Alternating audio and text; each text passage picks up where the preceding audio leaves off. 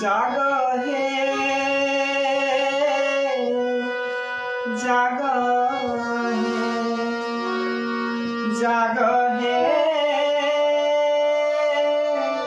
जाग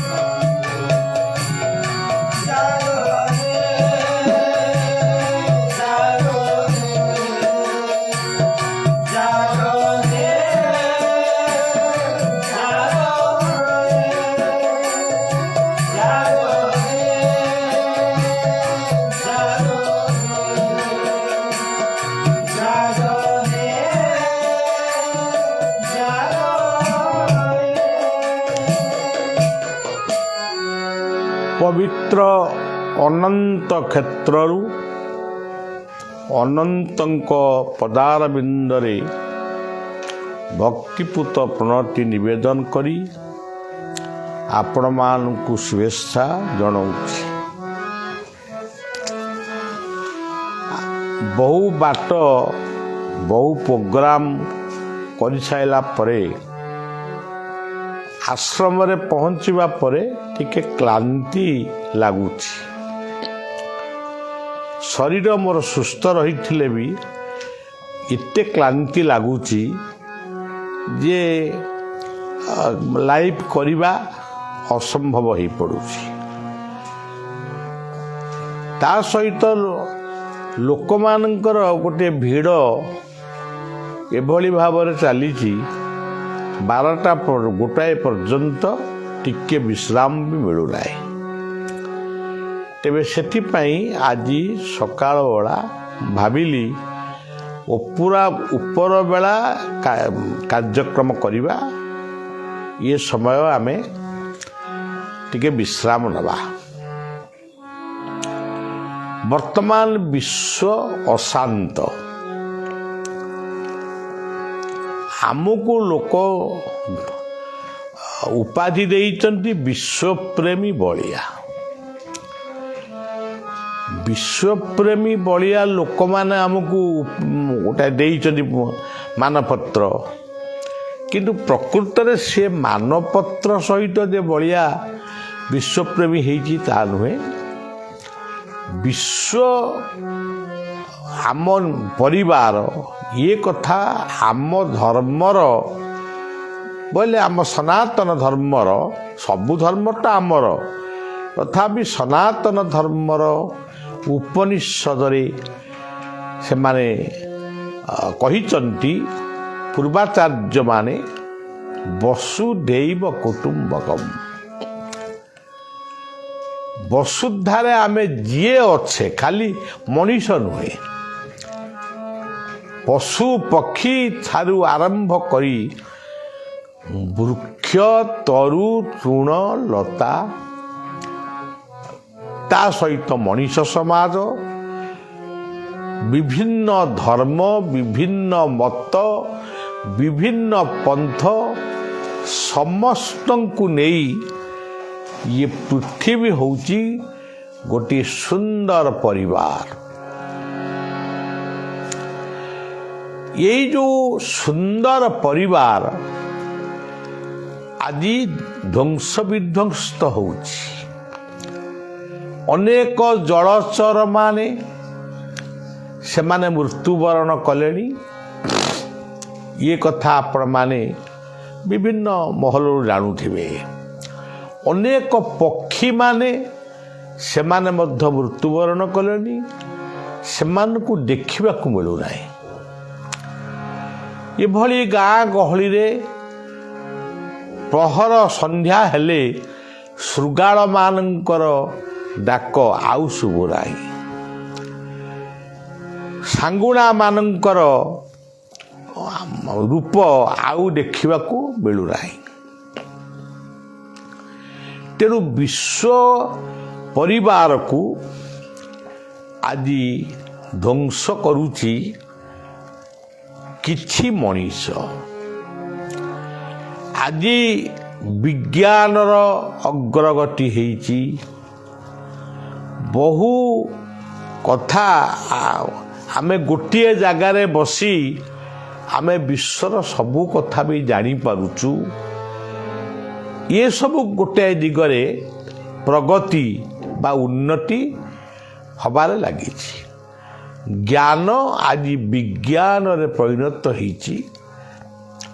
ଆମେ କହୁଛୁ ଏହାକୁ କଳି ଯୁଗ ବୋଲି, କିନ୍ତୁ ବଳିଆ ସବୁବେଳେ ଭାବେ ଇଏ କଳି ଯୁଗ, ସତ୍ୟ ଯୁଗ, ତ୍ରେତା ଯୁଗ, ଦ୍ୱାପର ଯୁଗ, ଏସବୁ ସନାତନୀ ହିନ୍ଦୁମାନଙ୍କର ଗୋଟିଏ ମତ। ଯୁଗ ଅର୍ଥ ସମୟ। ଇଏ ଯୁଗ ହେଉଛି ପ୍ରକୃତ ବିଜ୍ଞାନର ଯୁଗ। ଏଠି ବିଜ୍ଞାନ ଅଗ୍ରଗତି କରିଛି। ବିଜ୍ଞାନ ଅଗ୍ରଗତି କରିଥିଲେ ହିଁ ସେଇ ବିଜ୍ଞାନକୁ ନେଇ ଅନେକ ଧ୍ୱଂସର ତାଣ୍ଡବ ସୃଷ୍ଟି କରୁଛନ୍ତି। ଧରନ୍ତୁ ଗୋଟେ ମୋବାଇଲ ଫୋନ ଆଜି ପିଲାମାନଙ୍କ ହାତରେ ଅଛି, ତାର ସଦୁପଯୋଗ ନକରି ଅନେକ ଅସଦୁପଯୋଗ କରୁଛନ୍ତି। ଆଜି ଟିଭି ପରଦାରେ ଆମେ ଅନେକ ବିଶ୍ୱର ଅନେକ ଚିତ୍ର ବୈଚିତ୍ର୍ୟ ଆମେ ଦେଖିବାକୁ ପାଉଛୁ, କିନ୍ତୁ ସେଇ ଟିଭି ପରଦାରେ ଆମେ ଚିତ୍ର ବିଚିତ୍ରକୁ ଲକ୍ଷ୍ୟ ନ କରି ଆମେ କେବଳ ନୃତ୍ୟ ସଙ୍ଗୀତ ଯେଉଁଗୁଡ଼ାକରେ ମଣିଷର ମନରେ ବିକାର ସୃଷ୍ଟି ହେବ ସେଇଭଳି ରୂପ ଆମେ ଦେଖିବା ପାଇଁ ଇଚ୍ଛା କରୁଛୁ। ଆଉ ସେଇଭଳି ରୂପ ମଧ୍ୟ ସେମାନେ ଦେଖାଉଛନ୍ତି। ଆଜି ମଦ୍ୟ ମାଦକତାରେ ସମାଜ ପୂର୍ଣ୍ଣ ହେଇଯାଇଛି। ସଜ୍ଜନ, ସବୁଠାରୁ ବଡ଼ କଥା ହେଉଛି ଆଜି ମଣିଷ ପଣିଆ ଅନେକଙ୍କ ଭିତରେ ନାହିଁ। ତୋମାଦି ଦେବ ପୁରୁଷ ପୁରାଣ, ପୁରାଣର ପୃଷ୍ଠା ଯଦି ଆମେ ଲଉଟେଇବା ଆମେ ଦେଖିବା ଦୁର୍ଯ୍ୟୋଧନର ଜିଦ୍, ରାବଣର ସୀତାଙ୍କୁ ରଥରେ ବସେଇ ନେଇ ଲଙ୍କାଗଡ଼ରେ ରଖିବା, କଂସର ଶିଶୁବଦ୍ଧ, ଆଜି ଯଦି କୌଣସି କବି ବ୍ୟାସଙ୍କ ଭଳି ବ୍ୟାସଦେବଙ୍କ ଭଳି କବି ଯଦି ଆଜି ଏ ଯୁଗର ପୁରାଣ ଲେଖିବେ, ତେବେ ଆଜି ମଣିଷ ରାକ୍ଷସ ପାଲଟି ଯାଇଛି। ସବୁ ମଣିଷ ନୁହନ୍ତି, କିଛି ମଣିଷ। ଯେମିତି ଆପଣମାନେ ଦେଖିବେ ପୁରାଣରେ ଲିପିବଦ୍ଧ ହେଇଛି ଯେ ଦେବତାମାନଙ୍କ ଉପରେ ରାକ୍ଷସମାନେ ଅତ୍ୟାଚାର କରିଛନ୍ତି, ସ୍ୱର୍ଗପୁରକୁ ଲୁଣ୍ଠନ କରିଛନ୍ତି, ଦେବରାଜ ଇନ୍ଦ୍ରଙ୍କର ଆସନ ଟଳମଳ ହେଇଛି। ଏହା ଯେପରି ଭାବରେ ଲେଖା ହେଇଛି, ବର୍ତ୍ତମାନର ଶିକ୍ଷିତ ପୁଅ ଝିଅମାନେ ଆପଣମାନେ ଚିନ୍ତା କରନ୍ତୁ। ଦେବତା କହିଲେ ଇନ୍ଦ୍ର ବା ମେଘ, ସୂର୍ଯ୍ୟ ବା ଅଗ୍ନି, ବାୟୁ ପବନ ଏବଂ ପୃଥିବୀ, ବରୁଣ ବା ସମୁଦ୍ର। ଆଜି ଆପଣମାନେ ନିଶ୍ଚିତ ଭାବରେ ଅନୁଭବ କରୁଛନ୍ତି ଏଇ ଦେବତାମାନେ ଆଜି ପ୍ରଦୂଷଣ ହେଇଛନ୍ତି। ଗଙ୍ଗା ଯମୁନା ଭଳି ପବିତ୍ର ତୀର୍ଥ ନଦୀ ଆଜି ପ୍ରଦୂଷଣ ହେଉଛି, ଅଳିଆ ଆବର୍ଜନାରେ ଭର୍ତ୍ତି ହେଇଯାଉଛି। ଏଥିପାଇଁ ଗଙ୍ଗାଙ୍କୁ ସଫେଇ କରିବା ପାଇଁ, ଯମୁନାକୁ ସଫେଇ କରିବା ପାଇଁ ମଧ୍ୟ ସାଧୁ ଉଦ୍ୟମ ଜାରି ରହିଛି। ସମୁଦ୍ର ଆଜି ଅଶାନ୍ତ, ସେ ହେଉଛି ଦେବତା, ବରୁଣ ଦେବତା, ସେ ଆଜି ଅଶାନ୍ତ। ପୃଥିବୀ ଆଜି ଅଶାନ୍ତ, ଧ୍ୱଂସାସ୍ତ୍ରକୁ ନେଇ ମଣିଷଟାକୁ କୁଣ୍ଢେଇ ଭଳି ଖେଳନା ଖେଳୁଛି। ମେଘ, ଜଳ ପ୍ରଦୂଷଣ, ବାୟୁ ଦେବତା ପ୍ରଦୂଷଣ, ଆଉ ଏଭଳିକି ସୂର୍ଯ୍ୟ ରଶ୍ମି ମଧ୍ୟ ପ୍ରଦୂଷଣ ହେବାରେ ଲାଗିଛି। ତାହେଲେ କିଏ ଆକୁ କରୁଛି? ଏଇ ମଣିଷ ସମାଜର କିଛି ମଣିଷ ବିଜ୍ଞାନ ନାମରେ ଇଏ ଜଳ, ସ୍ଥଳ, ବାୟୁ, ଆକାଶ ସବୁକୁ ପ୍ରଦୂଷଣ କରୁଛନ୍ତି। ତୀର୍ଥ ନଦୀ ଗୁଡ଼ିକ, ତୀର୍ଥ ଗୁଡ଼ିକ ହେଉଛନ୍ତି ଦେବୀ ବା ଦେବତା। ସେ ସ୍ଥାନ ଆଜି ଆପଣ ଦେଖିବେ ଅଳିଆ ଆବର୍ଜନାରେ ପୂର୍ଣ୍ଣ ହେଇଯାଇଛି। ତେଣୁ ସଜ୍ଜନ, ବିଶ୍ୱ ଆଜି ଏତେ ଅଶାନ୍ତ। ଏବେ ଆପଣମାନେ ଲକ୍ଷ୍ୟ କରିଥିବେ, ସମସ୍ତେ ଜାଣୁଛନ୍ତି, ରୁଷ ଆଉ ଦୁଇଟି ଦେଶ ଭିତରେ ଘମାଘଟ ଲଢ଼େଇ ଚାଲିଛି। କେତେ ଧନ ଜୀବନ ନଷ୍ଟ ହେଲାଣି, ୟୁକ୍ରେନର ଏବଂ ରଷିଆର। କେତେ ସୈନ୍ୟ ମଲେଣି, ଯେତିକି ବମ୍ ସେମାନେ ନିକ୍ଷେପ କରୁଛନ୍ତି, ଏହାଦ୍ୱାରା ବାୟୁ, ଜଳ ସବୁ ପ୍ରଦୂଷଣ ହେଉଛି। କୋଟି କୋଟି ଟଙ୍କାର ସମ୍ପତ୍ତି ଆଜି ମୂଲ୍ୟହୀନ ହୋଇପଡ଼ିଛି। ଆଉ ସାଧାରଣ ଲୋକମାନେ ମଧ୍ୟ ମୃତ୍ୟୁବରଣ କରୁଛନ୍ତି। ଏଇଭଳିଆ ଗୋଟିଏ ଅଶାନ୍ତ ବିଶ୍ୱ। ଆଜି ବିଶ୍ୱପତିଙ୍କ ପାଖରେ ଆମେ ସମସ୍ତେ ପ୍ରାର୍ଥନା କରିବା, ଏଭଳି ଯୁଦ୍ଧ ନ ହଉ, ଧ୍ୱଂସାସ୍ତ୍ର ତୈରି କରି ମଣିଷ ବା କୂଟନୀତିଜ୍ଞମାନେ ଯେଉଁ ବାହାସ୍ଫୋଟ ମାରୁଛନ୍ତି, ସେଗୁଡ଼ିକ ସେମାନେ ବିଚାର କରିବା ଦରକାର। ଏହାଦ୍ୱାରା ବିଶ୍ୱର କେତେ କ୍ଷତି ଘଟୁଛି।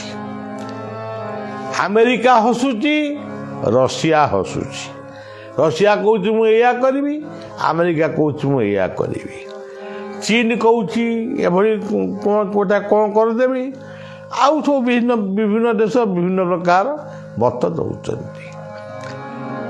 କିନ୍ତୁ ଆମ ଭାରତବର୍ଷ ଏଭଳି ଏକ ମହାନ ଦେଶ, ତାର ଜାତୀୟ ପତାକା ଧରି ଭାରତୀୟମାନେ ମାନେ ଅସୁବିଧା ହଉ ସୁବିଧା ହଉ ଫେରି ଆସୁଛନ୍ତି। ଏଇ ସବୁ କଥା ଗୋଟିଏ ଆନନ୍ଦ ଲାଗୁଛି ଯେ ଆମ ଭାରତ ପ୍ରତି ଏତେ ସମ୍ମାନ, ଭାରତ ପାଇଁ ଏତେ ସମ୍ମାନ ଯେ 6 ଘଣ୍ଟା ମଧ୍ୟ ଯୁଦ୍ଧ ବନ୍ଦ ହେଉଛି, ଭାରତୀୟମାନେ ସେ ସହରରୁ ଖାଲି ହେଲେ ତାପରେ ଯୁଦ୍ଧ ହେବ। ଏଥିରେ ଯଦିଓ ଗୋଟେ ଆନନ୍ଦ ସୃଷ୍ଟି ହେଉଛି, ଆମ ଦେଶ କେଡ଼େ ମହାନ, ଆମ ଦେଶର ନେତାମାନେ କେତେ ମହାନ, କେତେ ଉଦାର, କିନ୍ତୁ ଯେଉଁମାନେ ଉଦ୍ଧାର ହେଇପାରୁନାହାନ୍ତି, ସେ ଯେଉଁ ଦେଶର ଲୋକ ହୁଅନ୍ତୁ,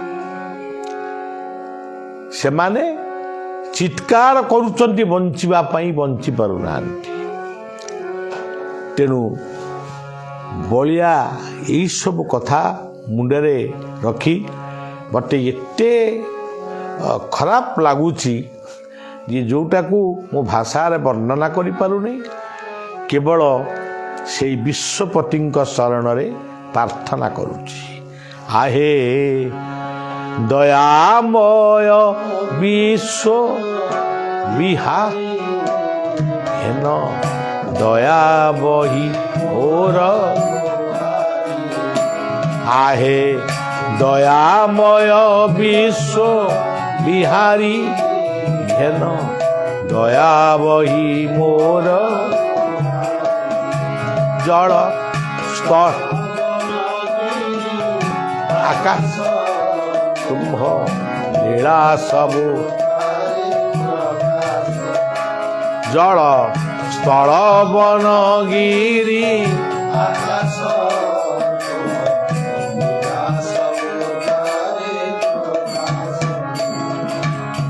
ये गोटे प्रार्थना रे देखंतु जल स्थल वन गिरी आकाश तुम्भ लीला सबुठारे प्रकाश।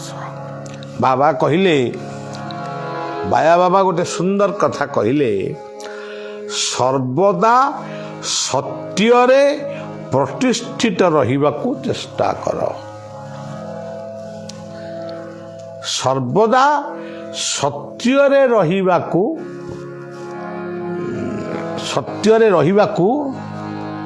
सत्यरे प्रतिष्ठित रहिबाकू चेष्टा कर। ताले सत्य किए? शास्त्र कहूँ ब्रह्म सत्य जगत मिथ्या, किंतु प्रकृत रे सत्य कहिले जड़े सत्य कहिले ठीक हबनी। से सत्यटी थिबो सृष्टि रहिबनी। तेणु सत्य किए? प्रकृति एवं पुरुष। यदि प्रकृति रहिब नाही, बिना प्रकृति रे पुरुष केवे से भगवत पुरुष केवे सृष्टि को सृजना करि पारिबे नाही। सत्य होउचंती दुई जण। आम परिवार रे आम पई सत्य होउचंती जेमती बाप आउ माँ। से भल बापा भल माँ हुंतु कि न हुंतु सेटा अलग कथा, किंतु बाप माँ बिना आमे सृष्टि हेई पारिबु नाही। तेणु प्रकृति आउ पुरुष ये दुई जन को नहीं। प्रकृति कहले यही जो ग्रीष्म वर्षा शरत हेमंत शीत बसंत इत्यादि इत्यादि ये तो होती प्रकृति। ଇଏ ବିଶ୍ୱରେ କେଉଁଠି ଥଣ୍ଡା ପ୍ରଧାନ ଦେଶ, କେଉଁଟା ଗ୍ରୀଷ୍ମ ପ୍ରଧାନ ଦେଶ, କେଉଁଠି ସୂର୍ଯ୍ୟ 3 ଘଣ୍ଟା ଆମର ଭାରତୀୟ ସମୟରେ ଏତିକି ବେଳେ ଉଦୟ ହେଉଛନ୍ତି, ଆଉ କେଉଁ ଦେଶରେ ଆଉ କେତେବେଳେ ସୂର୍ଯ୍ୟ ଦେଖାଯାଉଛନ୍ତି, ଏସବୁ ହେଇପାରେ। କିନ୍ତୁ ବ୍ରହ୍ମ ଯେଭଳି ସତ୍ୟ, ଜଗତ ମଧ୍ୟ ସେଇଭଳି ସତ୍ୟ। ଯଦି ଜଗତ ନାହିଁ ତାହେଲେ ବ୍ରହ୍ମ ସତ୍ୟ ବୋଲି କହିବ କିଏ? ସେଇଭଳି ଶରୀର ଯେଭଳି, ଆତ୍ମା ଯେଭଳି ସତ୍ୟ, ଆତ୍ମାକୁ କେହି ଦେଖି ନାହାନ୍ତି କେଉଁଠି ଅଛି, ଯୋଗୀମାନେ ଦେଖୁଛନ୍ତି। ତେଣୁ ଆତ୍ମା ଯେଭଳି ସତ୍ୟ, ଇଏ ଶରୀର ମଧ୍ୟ ସେଭଳି ସତ୍ୟ। ଶରୀର ଯଦି ରୋଗାକ୍ରାନ୍ତ ହୁଏ, ଶରୀର ଯଦି ଦୁର୍ବଳ ହେଇଯାଏ, ମଦ୍ୟ ମାଦକତା ସେବନ କରି ଯଦି ଶରୀରକୁ ନଷ୍ଟ କରି ଦିଆଯାଏ, ତାହେଲେ ଆତ୍ମା ତା ଭିତରେ ଥିଲେ କ'ଣ ହବ? ଆମେ ତ ଧ୍ୟାନ କରିପାରିବୁନି, ଆସନ କରିପାରିବୁନି, ପ୍ରାଣାୟାମ କରିପାରିବୁନି, କି ନାମ ଭଜନ କରିପାରିବୁନି। ଆମେ ତ ବସିକି ସବୁବେଳେ ବ୍ୟସ୍ତ ହବୁ, କ'ଣ କରିବା? ଏଇ କ'ଣ କରିବା? ଏଇ ପଞ୍ଚାକ୍ଷର ମନ୍ତ୍ର ଆମେ ଜପ କରି କରି ଶେଷରେ ଇଏ ଦୁନିଆରୁ ଆମେ ଯିବା। ତେଣୁ ସବୁବେଳେ ଆମର ପୂର୍ବାଚାର୍ଯ୍ୟମାନେ କହିଛନ୍ତି, ଟ୍ରୁଥ୍ ଇଜ୍ ଓନ୍ଲି ପରମାତ୍ମା। ଶରୀର ଭିତରେ ଟ୍ରୁଥ୍ ଇଜ୍ ଓନ୍ଲି ଆତ୍ମା, soul. Truth is only supreme soul, supreme power. ଏହି ଦୁଇଟି ସତ୍ୟରେ କ'ଣ ଜଗତ ଚାଲିବ କି? ଇଏ ଦୁଇଟି ସତ୍ୟରେ ଜଗତ ସୃଷ୍ଟି ହେବ। ଏଇ ଦୁଇଟି ସତ୍ୟରେ ଶରୀର ଓ ଆତ୍ମା, ପ୍ରକୃତି ଓ ପୁରୁଷ, କ୍ରିଏସନ୍ ଆଣ୍ଡ କ୍ରିଏଟର, ଏସବୁ ଟ୍ରୁଥ୍। ଯଦି କ୍ରିଏସନ୍ ନାହିଁ, କ୍ରିଏଟର ଅଛନ୍ତି ବୋଲି ତାକୁ ଉପଭୋଗ କରିବ, ତାକୁ ଜାଣିବ କିଏ? ତେଣୁ ଇଏ ଦୁଇଟି ସତ୍ୟକୁ ନେଇ ଜଗତ ସୃଷ୍ଟି ହେବ। କିନ୍ତୁ ଏଇଟା ଚାଲିବ, ପ୍ରୋସେସଟା କେମିତି ଚାଲିବ?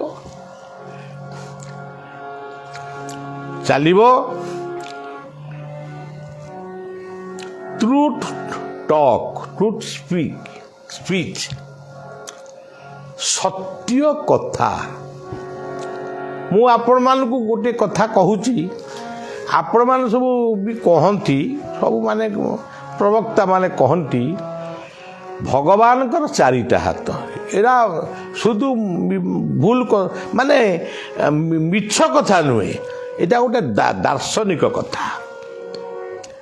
ଆଚ୍ଛା ହଉ, ଭଗବାନଙ୍କ 4ଟା ହାତ, ସେ କ'ଣ କ'ଣ ଧରିଛନ୍ତି? ଶଙ୍ଖ। ଶଙ୍ଖ କ'ଣ? ଗୋଟିଏ ହାତରେ ସେ ଶଙ୍ଖ ବଜଉଛନ୍ତି।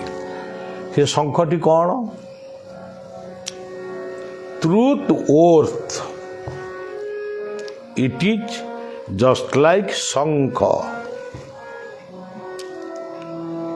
ଚକ୍ର। ହ୍ୱାଟ୍ ଇଜ୍ ଚକ୍ର? ଆପଣଙ୍କର work field is just like ଚକ୍ର। ଚକ୍ର ମଧ୍ୟ ସତ୍ୟ, ୱାର୍କ ଫିଲ୍ଡ ଆପଣଙ୍କର ସତ୍ୟ, କାର୍ଯ୍ୟକ୍ଷେତ୍ର ହେଉଛି ଗୋଟିଏ ସତ୍ୟ। ଇଏ ଗଲା 2ଟି ସତ୍ୟ। ତୃତୀୟ ସତ୍ୟ କିଏ? ଗଦା। ଗଦାଟା କ'ଣ? ଶାସନ, ଆଡମିନିଷ୍ଟ୍ରେସନ। ଇଏ ସମଗ୍ର ପୃଥିବୀର କେଉଁ ଦେଶରେ ଗଣତନ୍ତ୍ର, କେଉଁ ଦେଶରେ ରାଜତନ୍ତ୍ର, କେଉଁ ଦେଶରେ କମ୍ୟୁନିଜିମ୍, ଆଇଡିଓଲୋଜି ସବୁ ଅଛି। କିନ୍ତୁ ମନେ ରଖିବାକୁ ପଡ଼ିବ, ଗୋଟେ ଶାସନ ବ୍ୟବସ୍ଥା ଯଦି ରହିବ ନାହିଁ, ତାହେଲେ ଚୋରି ଡକାୟତି ଲୁଣ୍ଠନ ହଣା କଟା ମରା ମରି ଏଇଗୁଡ଼ାକ ଚାଲିବ। ତେଣୁ ଗଦା ହେଉଛି ତୃତୀୟ ସତ୍ୟ। ପଦ୍ମ, ପଦ୍ମ କ'ଣ କ'ଣ ଗୋଟେ ପୁଷ୍କରିଣୀରୁ ଗୋଟେ ପଦ୍ମ ଫୁଲକୁ ନେଇକିରି ଠାକୁର ଧରିଥିଲେ ସବୁଦିନେ। ପଦ୍ମ ହେଉଛି ସେନ୍ସ ଆଣ୍ଡ ସାଇନ୍ସ। ଜ୍ଞାନ ସତ୍ୟ, ଇଏ ଚତୁର୍ଥ ସତ୍ୟ। ଜ୍ଞାନ ସତ୍ୟ ଏବଂ ବିଜ୍ଞାନ ସତ୍ୟ। ଏବେ ମନେ ପକାନ୍ତୁ, truth is first truth is truth worth. Second truth is work field. Third truth is শাসন বা সংবিধান বা লিমিটেশন, রুল এডুকেশন। চতুর্থ সত্য হচ্ছে পদ্ম বা জ্ঞান। ইয়ে চারটি সত্যକୁ ନେଇ ଇଏ ସଂସାର ଚାଲିଛି। ମୁଁ ଚାଲିଛି, ଆପଣମାନେ ଚାଲିଛନ୍ତି। ଇଏ ଚାରୋଟି ସତ୍ୟ ଯେତେବେଳେ ବିକ୍ଷିପ୍ତ ହେଇଯାଉଛନ୍ତି, ଆମର ଟ୍ରୁଥ୍ ମାନେ ସତ୍ୟ ସଂକଳ୍ପ ନାହିଁ। ଅମୁକ ଲୋକକୁ ମର୍ଡର କରିବୁ, ଅମୁକ ଦେଶକୁ ଧ୍ୱଂସ କରିବୁ, ଏଗୁଡ଼ା କ'ଣ ସବୁ ସତ୍ୟ ସଂକଳ୍ପ? ତେଣୁ କେତେ ସୁନ୍ଦର କଥା। ଆମେ ଦର୍ଶନକୁ ଭୁଲି ଯାଇ ଆମେ ଖାଲି ପୁରାଣର ଗପ ଗୁଡ଼ିକ ଖାଲି କହିବାରେ ଲାଗିଛୁ। ଠାକୁର ଶଙ୍ଖ ଚକ୍ର ଗଦା ପଦ୍ମ ଧରିକି ଠିଆ ହେଇଛନ୍ତି ସବୁବେଳେ। ଆଉ ଖାଉଛନ୍ତି କେମିତି? ଯେ ଚାରିଟା ହାତରେ ଚାରିଟା ଖାଇଲେ, ଆଉ କୋଉଠିଟା ହାତ ନାହିଁ। ଏସବୁ କଥା ହେଉଛି ତତ୍ତ୍ୱଭିତ୍ତିକ କଥା, ଦର୍ଶନ ଭିତ୍ତିକ କଥା। ଆଉ ସେଇ ଶାସ୍ତ୍ରରେ ବି ଲେଖା ହେଇଛି, ଭଗବାନଙ୍କ ପାଦରେ ଗୋଟେ ପଦ୍ମ ଅଛି। ସେ ପଦ୍ମଟି କ'ଣ? ସେ ହେଉଛି ମନ ପଦ୍ମ, ସୁମନ ରୂପକ ପଦ୍ମ। ତେଣୁ ଏଇ ଚାରୋଟି ଆଉ ମୋଟାମୋଟି ପାଞ୍ଚଟି ସତ୍ୟକୁ ନେଇ ଇଏ ପଞ୍ଚ ମହାଭୂତ ଚାଲିଛି, ମଣିଷ ଜଗତ ଚାଲିଛି। ସେଇ ସତ୍ୟ ଆଜି ଅସତ୍ୟରେ ପରିଣତ ହେବାକୁ ଯାଉଛି। ତେଣୁ ମଣିଷ ଆଜି ଧ୍ୱଂସାସ୍ତ୍ର ସୃଷ୍ଟି କରୁଛି। ମଣିଷ ଆଜି ନିଜ ଜୀବନକୁ ଧ୍ୱଂସ କରୁଛି। ସମାଜର ସାହିତ୍ୟ, ସଂସ୍କୃତି, ଧର୍ମକୁ ଧ୍ୱଂସ କରୁଛି। ମାନେ ଇଗୋ, ଏତେ ଇଗୋ ଯେ ଆଉ କହିବା କଥା ନାହିଁ। ଜଣେ ହିନ୍ଦୁ ଯଦି କହିଲାନି ମୁଁ ହିନ୍ଦୁ, ଆଉ ଜଣେ ତୁ କି ହିନ୍ଦୁରେ, ମୁଁ ମୁସଲମାନ, ଆଉ ଜଣେ ଗାଣି ଖ୍ରୀଷ୍ଟିଆନ। ଏଠି କଥା କ'ଣ? ତମେ ଯାହାକୁ ଡାକୁଛ ଆମେ ତ ସେଇଆକୁ ଡାକୁଛୁ। କେହି କହେ ଗଡ୍, କେହି ଆଲ୍ଲାହ, ଏଥିପାଇଁ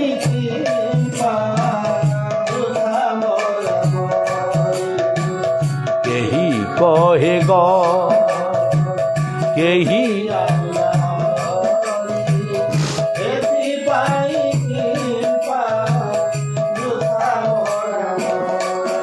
ଆଦା ତମେ ସବୁ କହୁଛ ମୁଁ ବଡ଼, ସେ କହୁଛି ମୁଁ ବଡ଼, ସେ କହୁଛି ବଡ଼। ତୁମେ ଦେଖିଛ? ତୁମେ କହୁଛ ଓମ୍ ପରମାତ୍ମନେ ନମଃ, ଦେଖିଛ କି? ଅନୁଭବ କରିଛ? ଯଦି ପରମାତ୍ମାକୁ ଯଦି ଆମେ ପ୍ରକୃତରେ ଅନୁଭବ କରିବା, ତାହେଲେ ଦେଖିବା ପରମାତ୍ମାଙ୍କ ବ୍ୟତୀତ ଏ ଦୁନିଆରେ ଆଉ କେହି ନାହିଁ। ସେଇ ଜଣେ ପ୍ରକୃତି ରହିବ, ସେ ଯେଉଁ ଧର୍ମ ହଉ। ଯଦି ଜଣେ ଇସଲାମ ପ୍ରକୃତରେ ଆଲ୍ଲାଙ୍କୁ ଉପଭୋଗ ମାନେ ଅନୁଭବ କରିବ, ଦର୍ଶନ କରିବ, ସେ ଦେଖିବ ସେଇ ଜଣେ ଶକ୍ତି ଇଏ ଜଗତର ମାଲିକ।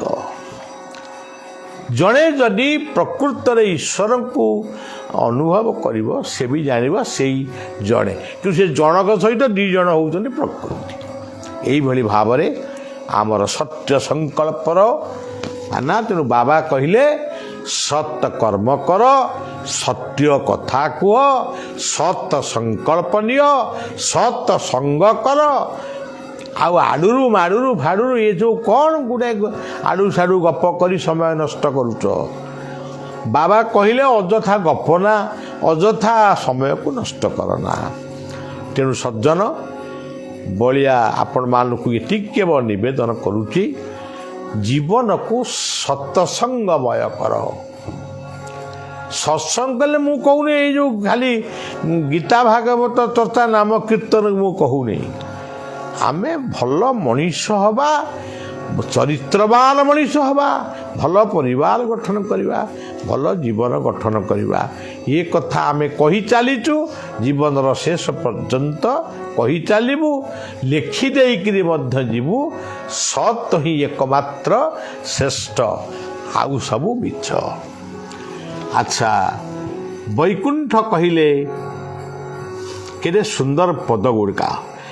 ହେଲେ ଝଡ଼ ବତାସ ଉଡ଼ିଯିବ ସାହସ, ନିରାଶା ନ କରିବେଗେ କରିଦେ ପାରି। ନିରାଶା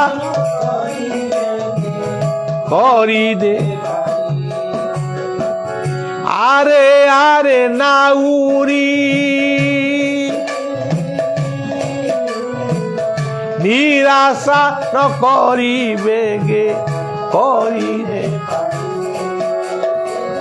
নিরাশা ন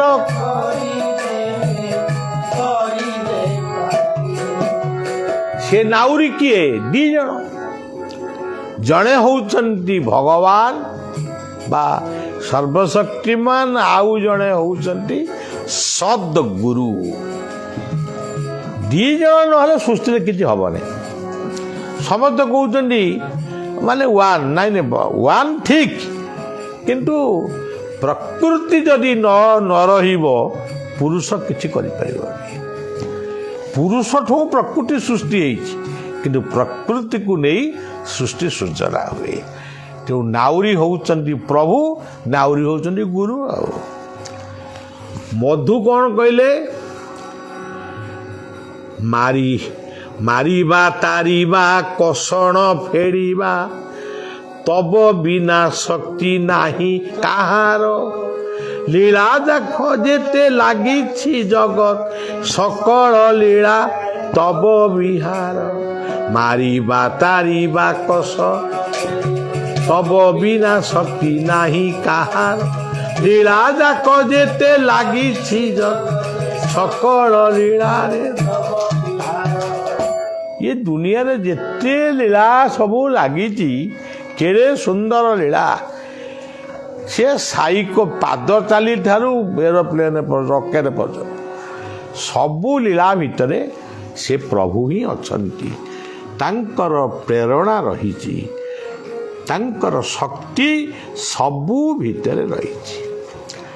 ଅଭିନ୍ନ ସୁନ୍ଦର କହିଲେ, ପବିତ୍ର ଈଶ୍ୱର ମନ୍ଦିର ଅଟେ ଏହି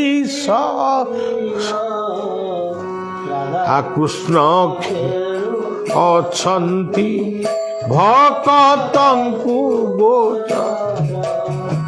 ପବିତ୍ର ଈଶ୍ୱର ମନ୍ଦିର ଅଟେ ଏହି ଶରୀର, ରାଧା କୃଷ୍ଣ ଖେଳ ଅଛନ୍ତି ଭକ୍ତଙ୍କୁ। ବଳିଆ ଅନେକ ଥର ଏ କଥାଟା କହିଛି। Life is temple, heart is the residence of Lord, heart is the throne of God. ଜୀବନ ହେଉଛି ଗୋଟିଏ ସୁନ୍ଦର ମନ୍ଦିର। ଏଇ ଜୀବନ ମନ୍ଦିରର ଦେବତା ହେଉଛନ୍ତି ନିଜେ ପ୍ରଭୁ, ଆଉ କେହି ନୁହନ୍ତି, ପ୍ରଭୁ।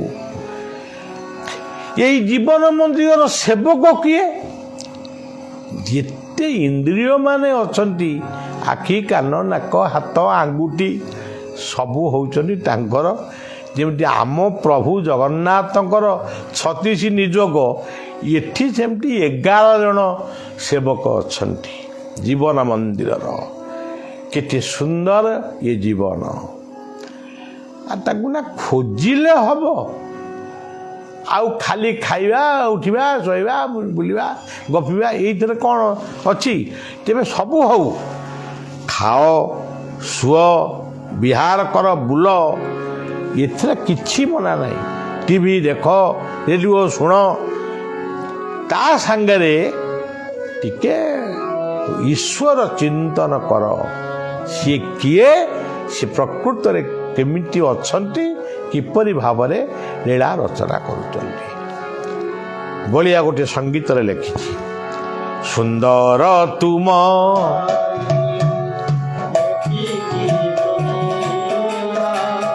ସୁନ୍ଦର